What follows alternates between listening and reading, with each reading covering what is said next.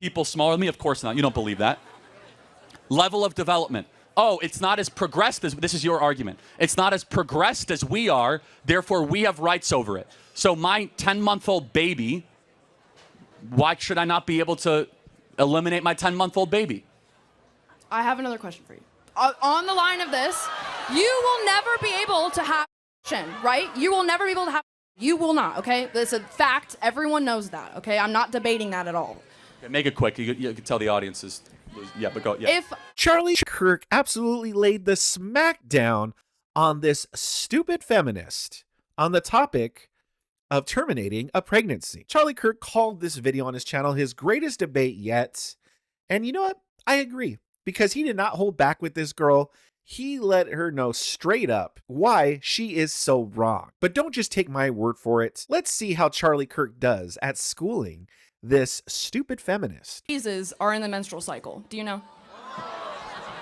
Well, I'm not a woman, so enlighten me. So there's 4 stages of the menstrual cycle, okay? Ovulation, follicular, I'm gonna go in order. Menstruation, follicular, ovulation, and the luteal phase.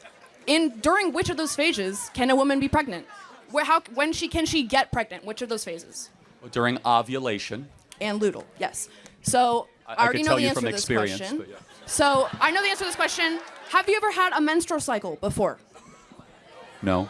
Okay, great. So knowing that, and you just saying, I don't know the phases of the menstrual cycle, which I don't blame you for being, you don't have that.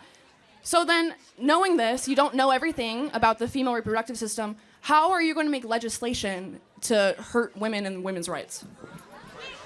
What a stupid question. By the way, don't these people usually tell us that men can menstruate? So, what the heck is this woman talking about? Are men allowed to have opinions on abortion? You can have opinions on abortion, but what I'm saying is, how are these men going to create this legislation? Got it. So, well, men are allowed to have opinion on moral matters too, right? Right. Got it. So if I was a male OBGYN, is it okay for that person to make issues of legislation? Well, they're educated. They understand. They are educated on the female reproductive system, so they can. So if I don't know everything intimately about the female reproductive system, sit down and shut up, you're a man. No, that's not what I'm saying. You can have an opinion. That's kind of what It's all right if you have an opinion. I'm saying it's not all right if you don't understand how the female reproductive system works. Okay, so pop quiz. When does heartbeats begin for babies in utero? Have you ever eaten an egg before? That's yes or no. Have you ever eaten an egg before? Scrambled, yeah. Okay, so would that be you scrambled a full chicken? Well, hold on. You understand that it takes an egg to be fertilized? Right. Uh-huh. Yeah, but uh-huh. Your point, the whole point you're making is that a baby... Since we're doing pop quiz on, like, human development, so when exactly do heart waves begin in utero? You know that, but you don't know the 4 Hold on, no, so tell me when heartbeat... I don't know. Okay, you don't know. No. So wait, hold on. So you're trying to say I know more about the woman reproductive system than you do? I am a woman, so yes. Yes, okay, well, but the point being is we could both go back and forth of, like, independent trivial facts when it comes to the woman's reproductive system, but here's something we all know, because God wrote this on the human heart of every individual, as it says in the book of Romans. We know, deep down, it's wrong to murder a baby. You're not murdering a baby. It's not a baby. Okay, well, let's play this out. What is it, then? It is an embryo, which is not a baby. Well, okay, so it's a fertilized embryo. Correct, which is not a baby. So at what point does it become a baby? When it is born. Oh. I don't... Man, the feminist with sunglasses club is not sending their best. I mean, what a stupid woman, immediately comparing it to scrambling an egg. Oh, look, and the Bob's Big Boy girl is back. With abortions up to full-term abortions... Well, hold on, but you said it becomes a baby when it's born, yes. Then why would you have abortion limits before it's born? I thought it's just an embryo. So embryo rights? No, the embryo rights aren't a thing. But then where would you draw a line for abortion then, and why, and under what moral standard? There are medical reasons not to have an abortion No, that's not the question. That's not the question. You just asked me why would I not have an abortion full term for medical reasons. Okay, so at 29 weeks, the baby is nearly fully developed, can recognize the mother's voice, has a heartbeat, has brain waves. Is it okay to abort that baby? I don't, it's not okay, but you're going to say it's okay to have an abortion then. I don't understand what you're trying to say. It's not okay to have an abortion ever? How Correct. about, 3 weeks in? Correct. No Right. abortion. Correct. Why? Well, because your life started at conception. It did not, though. It did not. Well, hold on. So let's play this out. So who are you as an individual? From your skin color to your eye color to your likes, your dislikes, from your temperament to your everything. I am not an embryo. I'm a person. Hold on a second. But it started with something called deoxyribonucleic acid. And your own individual DNA started at the point of egg and sperm meeting. That's where your journey started. And so from that point in particular, life begins. Not at birth, not at first words, not at first steps, but when your DNA, which is who you actually are. You are your DNA. Every one of your DNA cells is coded XX or XY. It's coded with all of your unique characteristics and attributes that we believe God individually curated for the rest of your life. That doesn't happen at 8 weeks or 10 weeks. It happens at conception. What happens if you need a medical abortion? If the mother will die if she does not get an abortion? So what's your stance on the that? The only place where medical abortion is necessary is before 20 weeks, which is incredibly rare. What if she will die? What if the mother Hold on will a second. die? So let's take, for example, like this is a very important question. Let's say it's 27 weeks, okay? And the mother will die. Why shouldn't, you could agree, why don't we just have the baby delivered by cesarean section? You know what a cesarean section is, right? Yes. What is a cesarean section? A C-section? Yeah, why wouldn't we just put the baby out by C-section instead of terminating it? Because if the mother will die, it's not safe to do that. You remove the baby. I understand. Threat removed. I know what a C-section is. But it's actually safer than an abortion. So every time they say, this is for you guys, they say, oh, you need to have abortion for medical reasons. Respond, then have a C-section. What if you're not able to have a C-section? What if you are on your deathbed, you need to have an abortion right now? Well, again, but... And it's illegal. You can't, so you have to die. First and foremost, C-section is safer, C-section is quicker, and a C-section saves both lives. A C-section The baby is already dead, you just said. No, but even...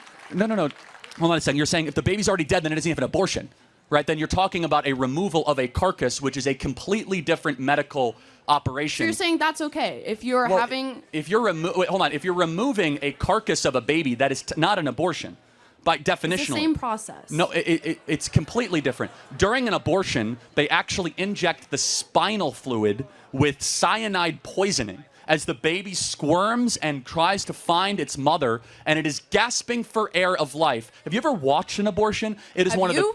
Yeah, actually I have. And I encourage every human being to watch one to know what you are fighting against. Because when you see abortion, you will have your life will be changed. That we allow the massacre of 1.5 million babies a year under the guise of woman reproductive health. What do Andrea... All right, while he takes his time to show, I just want to point out what a freaking moron this woman is. These women are so brainwashed that they really think the only option is to just unalive the unborn baby.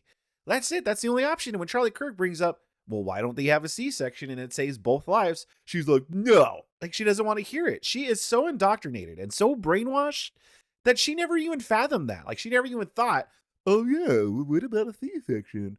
And then she has to go like, well, what if the baby is not even alive? And then Charlie Kirk's like, well, then it's not a terminating of a pregnancy because the baby's already unalived. You're just removing it at that point. How is it that this Charlie Kirk, who is not a woman, knows more than this woman right here about how all this stuff works? I thought by her logic, he shouldn't speak because he's a man that doesn't know anything about women's body. By the way, if you're enjoying this so far, smash that like button. Let's continue. We are allowing babies every single year to just say, we're going to discard them. Why? Oh, they're smaller. They're not humans. You're using dehumanizing language saying, oh, it's an embryo. No, that's a baby made in the image of God, deserving of protection. What do you do with those children once they're born into a bad household? So now we've transitioned to, like, what do you do with the kids? Right. Glad we're past the other part of the argument, okay? What do you do with them? There's twice as many people on the adoption waiting list than there are abortions every single year. And they're still on the list. So you want to send a child into an orphanage?